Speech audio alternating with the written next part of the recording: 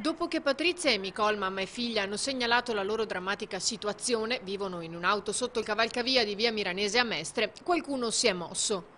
È arrivata una macchina con due poliziotti in borghese e ci hanno detto che avevano trovato da darci ospitalità in un hotel piccolo a Marghera. Il primo hotel che hanno chiamato, che non so il nome perché hanno chiamato loro, era un hotel che non accettava gli animali. Siamo andati all'hotel piccolo, mio papà mi ha portato con una macchina più piccola, ha portato via me, la mamma e i cani, siamo arrivati lì, il figlio della signora ci ha visto gli animali, eravamo tutti nella hall, ha detto che accettava gli animali, che non c'era nessun problema. Invece poi i problemi sono sorti. Dopo aver fatto numerosi giri con un'auto prestata per portare i propri bagagli in hotel, Patrizia e Nicole non sono più state accettate per la presenza dei loro due cani.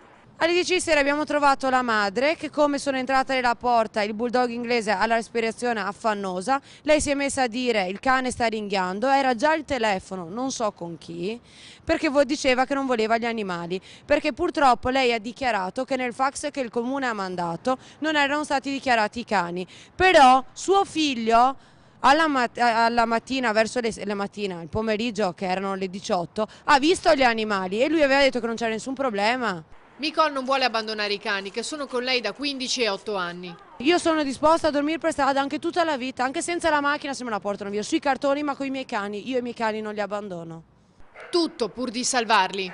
Comunque qualcuno, cioè, mi dia un camper in disuso, una roulotte, che posso mettere, un garage, qualcosa dove io posso anche dormire per terra ma io restare con i miei cani, io con dai miei cani non mi divido.